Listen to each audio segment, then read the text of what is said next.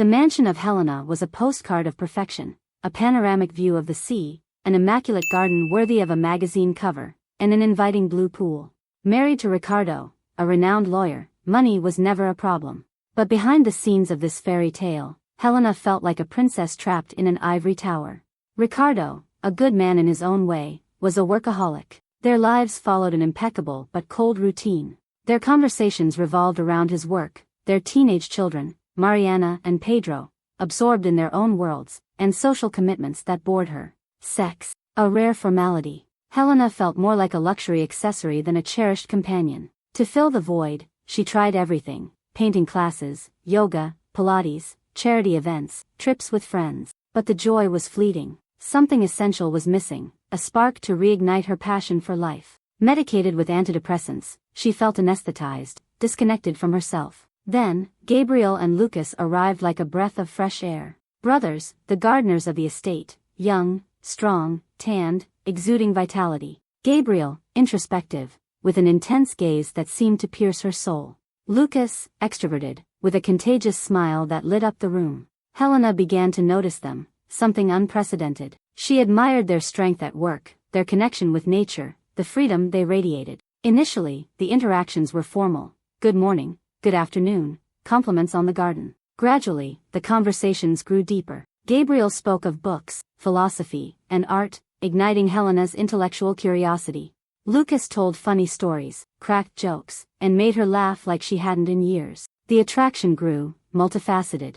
Gabriel stimulated her mind, Lucas awakened her dormant senses. They were like two sides of her own soul, both clamoring for attention. One day, while searching for a tool in the garden shed, Helena found Gabriel alone. The tension was palpable, the silence deafening. Suddenly, he moved closer and kissed her. Surprised, dazed, Helena didn't resist. The kiss was intense, passionate, an explosion of repressed desires. She felt alive, renewed, as if she had begun to breathe again. From that moment on, the situation escalated.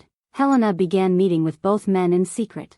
With Gabriel, the relationship was intellectual and emotional. Deep conversations, confidences, a connection of souls. With Lucas, it was pure fire and passion, furtive encounters in discreet places, surrendering to limitless pleasure. Guilt consumed her for betraying Ricardo, but the compulsion was stronger.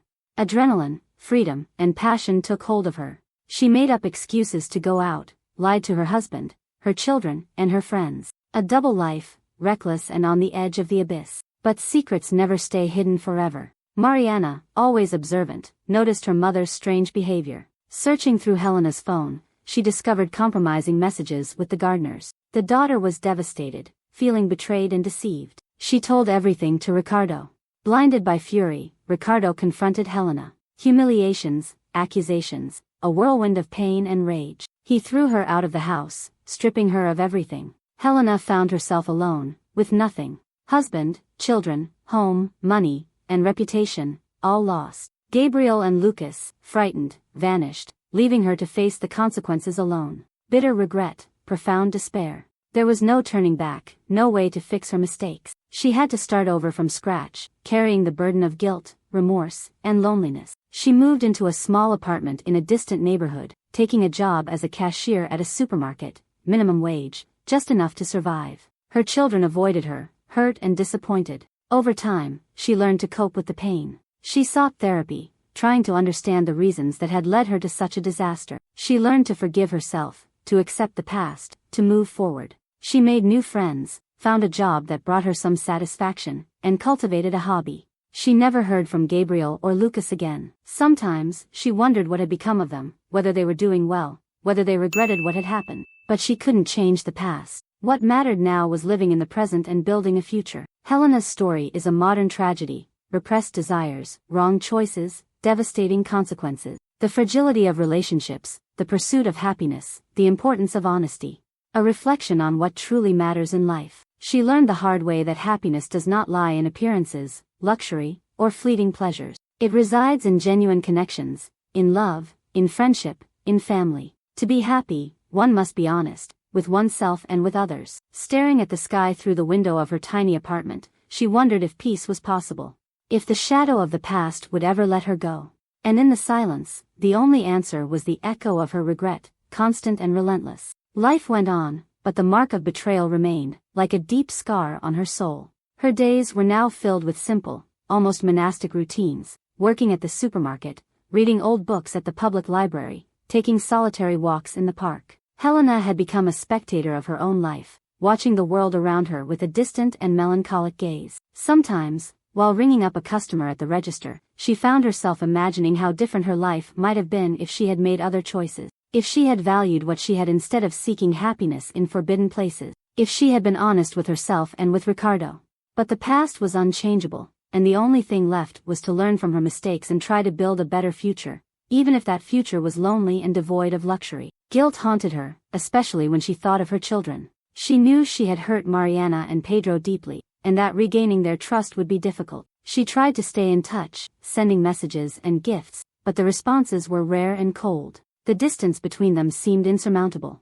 On sleepless nights, she found herself thinking about Gabriel and Lucas. What had happened to them?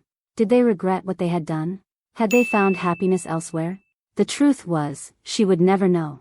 They had vanished from her life as suddenly as they had entered it, leaving behind only memories and regrets. With time, Helena learned to live with pain and solitude. She discovered that happiness did not depend on having a wealthy husband, a luxurious house, or perfect children. Happiness was in life's small things: a smile, a kind word, an interesting book, a sunset. She learned to appreciate her own company and to find inner peace. Despite everything, Helena did not become a bitter or resentful person.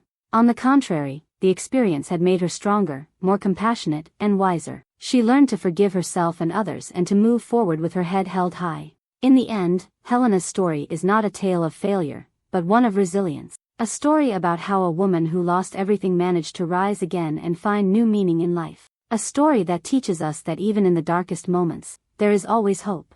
And that even when everything seems lost, it is always possible to start over. And so, Helena moved forward, carrying the scars of the past but keeping her eyes on the future. She knew the road would not be easy, but she was determined to walk it with courage, honesty, and, above all, with the hope of one day finding true happiness. A happiness that did not depend on anyone else but on her own inner strength. A happiness that would finally free her from the chains of the past and allow her to fully live in the present. And perhaps, one day, she would find a love that valued her for who she was, not for what she had. A love that would make her feel alive again, helping her to finally forget the fateful story of the Forbidden Garden.